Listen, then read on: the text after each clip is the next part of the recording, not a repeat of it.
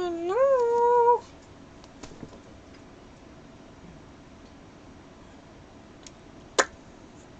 Hello all, and welcome to today's Torah portion. Before I get started, I must say a blessing. Blessed art thou, Adonai, King of the universe, who has sanctified us with his commandments, commanded us, and grown ourselves with the words of Torah. Please, Adonai Elohim, sing the words of your Torah in our mouths and in the mouths of all your people Israel. May we, and our offspring, the offspring of your people, the house of Israel, may we all together know your name and study your Torah for the sake of fulfilling your desire. Whew. Blessed are you, Adonai, who teaches Torah to his people Israel. Blessed are you, Adonai, the King of the universe, who chose us from all the nations and gave us the Torah. Blessed are you, Adonai, giver of the Torah. May Adonai bless you and keep watch over you. May Adonai make his presence to you, and you may be kind to you. May Adonai bestow favor on you and grant you peace. Today's read is our fourth read, and it is going to be Mark 7:31 through 8:37 and 12:28 through 34. That one. Come on.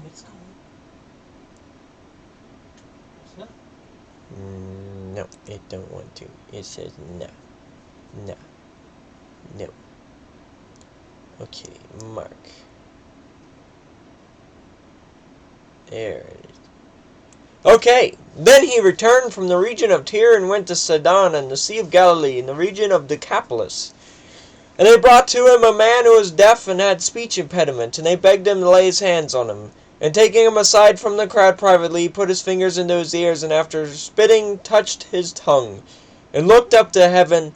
He sighed and said to him, Ephphatha, that is, be opened. And his ears were opened, his tongue was released, and he spoke plainly. And Yeshua charged them to tell no one. But the more he charged them, the more zealous they proclaimed it. And they were astonished beyond measure, saying, He has done all things well. He even makes the deaf hear, and the mute speak. In those days, when again a great crowd had gathered, and they had nothing to eat, he called his disciples to him and said to them, Have compassion on the crowd, because they have been with me now 3 days and have had nothing to eat. And if I send them away hungry to their homes, they will faint on the way, and some of them have come from far away. And his disciples answered him, How can we feed these people with bread here in this desolate place? And he asked them, How many loaves of bread do you have? They said 7. And he directed the crowd to sit down on the ground, and he took the 7 loaves. Having given thanks, he broke them and gave them to his disciples to set before the people. And they set them before the crowd, and they had a few small fish. And having blessed them, he said that these also should be set before them. And they ate, and they were satisfied, and looked up from the broken, and they took up the broken pieces left over, 7 basketfuls. And they were about 4,000 people. And he sent them away. And immediately he got into the boat with his disciples, and went to the district of Dalmanutha. The Pharisees came and began to argue with him, seeking from him a sign from heaven to test him. And he sighed deeply in his spirit and said, Why does this generation seek a sign? Truly I say to you, no sign will be given to this generation. And he left them, got into the boat again, and went to the other side. Now that they had forgotten to bring bread, and they had only 1 loaf with them in the boat, and he cautioned them, saying, Watch out, beware of the leaven of the Pharisees, and the leaven of the Herod. And they began discussing with one another the fact that they had no bread, and Yeshua was aware of this, said to him, Why are you discussing the fact that you have no bread? Do you not yet perceive or understand? Are your hearts hardened? Having eyes, do you not see? And having ears, do you not hear? And do you not remember when I broke the 5 loaves for the 5,000, how many baskets full of broken pieces did I take up? They said to him, 12. And the 7 for the 4,000. How many baskets full of broken pieces did you take up? And they said to him, 7. And he said to him, Do you not yet understand? And they came to Bethsaida. And some of the people brought to him a blind man and begged him to touch him. And he took the blind man by the hand and led him out of the village. And when he had spit on his eyes and laid his hands on him, he asked him, "Do you see anything?" And when he looked up and said, "I see people, but they look like trees, walking." Then Yeshua laid his hands on his eyes again, and he opened his eyes. His sight was restored, and he saw everything clearly. And then he sent him to his home, saying, "Do not even enter the village." And Yeshua went on with his disciples to the village of Caesarea Philippi.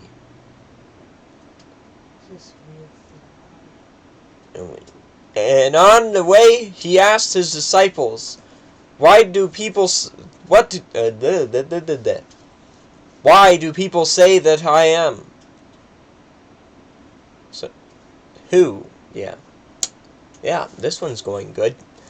"Who do people say that I am?" And they told him, "John the Baptist, and others say Elijah, and others one of the prophets." And he asked them, "But who do you say that I am?" Peter answered him, "You are HaMashiach." And he strictly charged them to tell no one about him.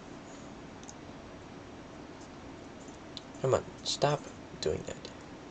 And he began to teach them that the Son of Man must suffer many things, and be rejected by the elders and the chief priests and the scribes, and be killed, and after 3 days rise again. And he said this plainly, and Peter took him aside and began to rebuke him. But turning and seeing his disciples, he rebuked Peter and said, "Get behind me, Satan, for you are not setting your mind on things of Elohim, but on the things of man." After calling the crowd to him with his disciples, he said to them, "If anyone would come after me, let him deny himself and take up his cross and follow me. For whoever would save his life will lose it, but whoever loses his life for my sake and the gospel will save it. For what does it profit a man to gain the whole world and forfeit his soul? For what can a man give in return for his soul?" Come on.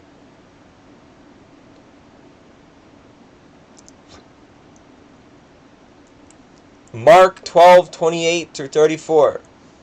And one of the scribes came up and heard them disputing with one another, and seeing that he answered them well, he asked him, "Which commandment is the most important of all?" And Yeshua answered, "The most important of all is, Hear, O Israel, the Lord our Elohim, the Lord is one, and you shall love the Lord your Elohim with all your heart, and with all your soul, and with all your mind, and with all your strength.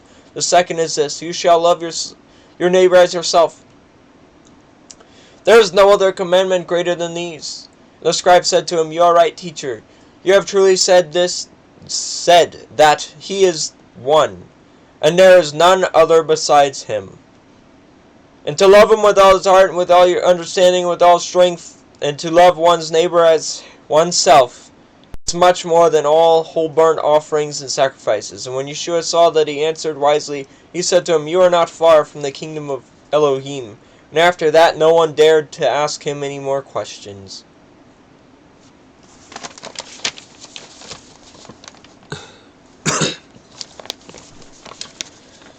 Whew. It is hot.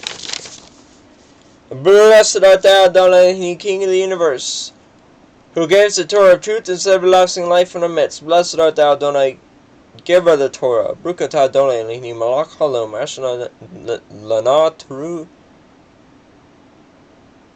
Torati matfaishi elom natar betikinu Baruch atah Adonai netina Torah."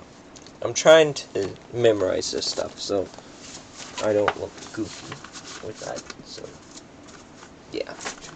Well, that's it for tonight's Torah portion. I hope you all have a good night and a fantastic tomorrow.